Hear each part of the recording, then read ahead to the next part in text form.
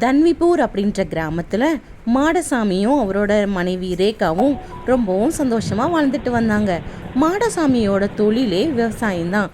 அவன் அதில் கிடைக்கிற சின்ன சின்ன வருமானத்தை வச்சு தான் தன்னோட குடும்பத்தை மகிழ்ச்சியாக நடத்திக்கிட்டு வந்தான். அதே ஊரில் ஜெகன்லாலும் அவரோட மனைவியும் வாழ்ந்துட்டு வந்தாங்க. ஜெகன்லால் ரொம்பவே வசதியானவர். ஒரு நாள் மாடசாமி தன்னோட மனைவி ரேகா கிட்ட தன்னோட நிலைமையை சொல்லிக்கிட்டு இருந்தான். இந்த வருஷம் மழை அதிகமா இல்ல, அதனால விவசாயமே பண்ண முடியல. விவசாயம் நட்டத்துல போய்கிட்டு இருக்கு.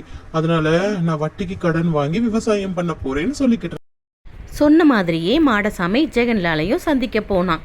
அங்க போயிட்டு, ஐயா, எனக்கு விவசாயம் ரொம்ப நட்டத்துல போய்கிட்டு இருக்கு.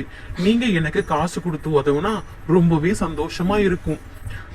ஓ மாடசாமி, ஆனா உனக்கு அதுக்கு நான் வருமானம் வரலனா என் கடத்தை நீ எப்படி அடைப்ப அப்படின்னு அவரு கேள்வி கேட்டுட்டு இருந்தாரு.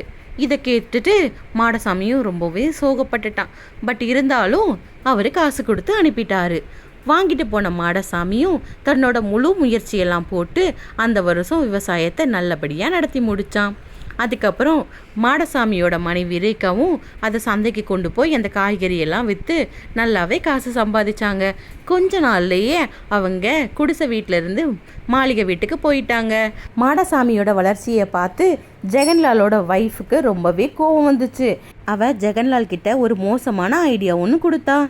ஏங்க, நம்ம காசு கொடுத்ததுனால தான் அவங்க இவ்வளோ வசதியாக மாறினாங்க. இன்னும் அவங்க நிறைய பாக்கி பைசா தர வேண்டியது இருக்குன்னு சொல்லி அவங்க சொத்தையெல்லாம் நம்ம எழுதி வாங்கலான்னு சொல்லி ஒரு மோசமான பிளான் போட்டாங்க. இதுக்கு ஜெகன்லாலும், நீ சொல்றதும் சரிதான், நாளைக்கே போய் நீ இன்னும் நிறைய பணம் தரணும்னு சொல்லிட்டு நான் வாங்கிட்டு வந்துடுறேன். மாடசாமியும் மறுநாள் அந்த மீதி பணத்தையும் கொடுத்து முடிச்சுட்டு போகிறதுக்காக வந்தான். அப்படி வந்திருக்கும் போது, ஐயா, உங்களுடைய காசை நான் முழுவதுமாக தந்துட்டேன் அப்படின்னு அவர் சொல்லும்போது ஜெகன்லால் சொன்னான், இல்லை, நீ இன்னும் எனக்கு 1 கோடி ரூபாய் தர வேண்டியது இருக்குது. அப்படி தர முடியலைன்னா உன்னோட வீட்டை எனக்கு எழுதி வச்சிருன்னு சொல்லி கேட்டான். இதை கேட்டு மாடசாமி அழுகவே செஞ்சுட்டான். அவன் ரேகா கிட்ட போய் இதை சொல்லி ரொம்பவே வருத்தப்பட்டு அழுதுட்டு இருந்தான். மறுநாள் தன்னோட தோட்டத்தில் வேலை பார்த்துக்கிட்டு இருக்கும்போது கேரட்குள்ளே இருந்து என்னடா பெட்டி சத்தம் கேட்குதுன்னு தோண்டும்போது ஒரு புதையல் பொட்டி அவனுக்கு கிடைச்சிது. அதுக்குள்ளே நிறைய வைரங்கள் இருந்தது. மாடசாமியும் அதை விற்று காசாக்கி தன்னோட கடத்தை எல்லாத்தையும் அடைச்சு தன்னோட வீட்டையும் மீட்டுட்டான். இதை பார்த்து ஜெகன்லாலுக்கு இன்னும் கோபம் அதிகமாயிருச்சு. ஆனால் மாடசாமியும் ரேகாவும் ரொம்பவே சந்தோஷமாக வாழ்ந்துட்டு வந்தாங்க. அவங்க முன்னே இருந்ததை விட இப்போ ரொம்பவே மகிழ்ச்சியாக இருந்தாங்க.